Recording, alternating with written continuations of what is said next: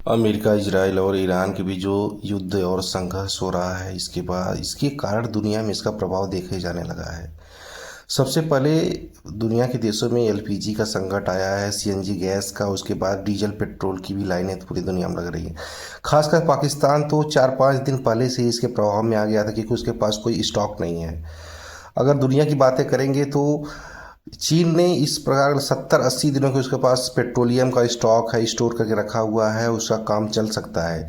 लेकिन भारतीय मंत्रालय ने भी इसने ट्वीट किया है कि उसने बोला कि हमारे पास भी 60 दिन का पेट्रोलियम का स्टोरेज है, और 60 दिन तक अगर युद्ध नहीं रुका तो भी हमारा काम चल जाएगा, लेकिन उसके बाद समस्याएं उत्पन्न हो सकती हैं।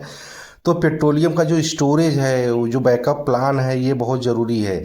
लेकिन क्या सीएनजी जो एलपीजी है उसका बैकअप प्लान है? तो ऐसा कुछ नहीं है। अगर खाड़ी के देशों से एलपीजी नहीं मिलती है, लिक्विड पेट्रोलियम गैस नहीं मिलती है, पेट्रोल और डीजल कच्चा क्रूड ऑयल नहीं मिलता है, तो दुनिया में संकट खड़े हो जाएंगे। और जो भी विकल्प है पेट्रोलियम के आयात का, वो सिर्फ अमेरिका ही बचता है। अगर अमेरिका पूरे दुनिया को अगर सप्लाई करता है तो ठीक है, क्योंकि अमेरिका के पास जाएंगे तो महंगे दामों में भी पेट्रोल बेचेगा, और अमेरिका की एशिया के देशों से दूरी बहुत ज़्यादा है। ईरान ने जो हार्मोज की खाड़ी है, जल डबरू है, उसको उसने ब्लॉक कर दिया है। वहाँ से किसी भी जहाज़ कंटेनर का आना जाना उसने रोक दिया अपनी नेवी के द्वारा। और अमेरिका लगातार प्रयास कर रहा है, उसकी नेवी की जहाज़ों को ध्वस्त कर रहा है कि ये अपना काम ना कर पाए। लेकिन शायद 136 जो ड्रोन है कामाकाजी, उससे वह लगातार हमले कर रहा है, और जो भी टैंकर वो पा रहा है उस पर हमले करके उसको डुबोने का प्रयास कर रहा है, उस पर हमले कर दे रहा है। पेट्रोलियम का जो भी टैंकर क्रूड ऑयल का जा रहा है उस पर वो कर रहा है। इसलिए कोई भी जहाज़ उधर जाने से, या कोई भी देश युद्ध के समय उधर ले जाने से मना कर दिया। कोई भी खाड़ी के देशों में नहीं जा रहा है। दुबई, कतर, तेहरान, कहीं से भी कोई भी पेट्रोलियम या क्रूड ऑयल नहीं आ पा रहा है।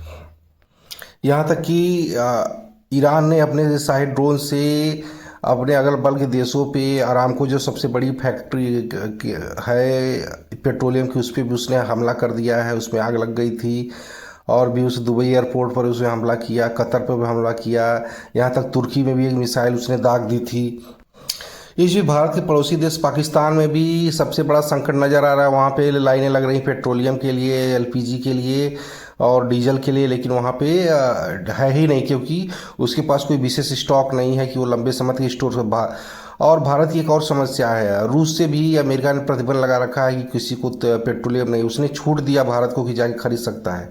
लेकिन अब रूस डिपेंड करता है, रूस भारत को पेट्रोल देता है कि नहीं, क्रूड ऑयल देता है कि नहीं, सीएनजी एलपीजी देता है कि नहीं, ये भी समस्या खड़ी हो गई है। क्योंकि भारत है अमेरिका की बातें लगातार मान रहा है, उसके इर्द गिर्द घूम रहा है। तो रूस क्यों हमारी बातें माने, क्यों हमको पेट्रोल फ्री या सस्ते दामों पर देगा वो। और एक बड़ी खबर है कि हिंद महासागर में अमेरिका ने ईरान की युद्धपोत को डुबा दिया है। इससे यह संकट खड़ा हो गया है कि अमेरिका की जो पहुंच है हिंद महासागर में, भारतीय तट के नज़दीक, श्रीलंका तट के नज़दीक वो डुबा दिया है।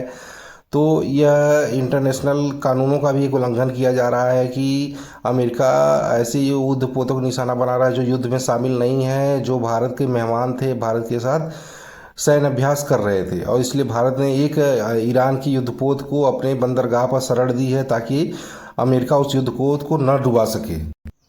रही बात भारत और ईरान के संबंध की, तो भारत और ईरान के संबंध लंबे समय से बहुत अच्छे रहे हैं। जब भारत में तेल का संकट आया, इकोनॉमिक क्राइसिस आई 1994 में, 1991 में, तो ईरान ने भारत को रुपए के मूल्य पर उसने पेट्रोलियम का निर्यात किया, भारत को पेट्रोल दिया, ताकि भारत के संकट में भी उसने साथ दिया। और जो भी कश्मीर का मुद्दा रहा है, पाकिस्तान जैसे जैसे यूनाइटेड नेशन उठाता रहा है, कश्मीर मुद्दे पे ईरान भारत के साथ खड़ा रहा है और हरदम भारत का समर्थन किया है। गल्फ के कोई भी देश पाकिस्तान के साथ खड़े हो, लेकिन ईरान भारत के साथ सदा खड़ा रहा है। और ईरान भारत का मित्र राष्ट्र हरदम से रहा, उसकी व्यवस्था चाहे जैसी भी हो, जहाँ पर जैसा भी उसका शासन हो, लेकिन वो उसके शासक भारत के साथ हमेशा से खड़े, इसलिए भारत के संबंध हरदम से अच्छे रहे हैं ईरान के साथ। इसलिए अगर ईरान डिस्टर्ब होता है तो हमको जाहिर सी बात समस्या आएगी। हमारा एक वो दाहिना हाथ या बायां हाथ है, तो वो अगर प्रॉब्लम होगी तो ईरान के होने से सब समस्याएं खड़ी हो जाएंगी।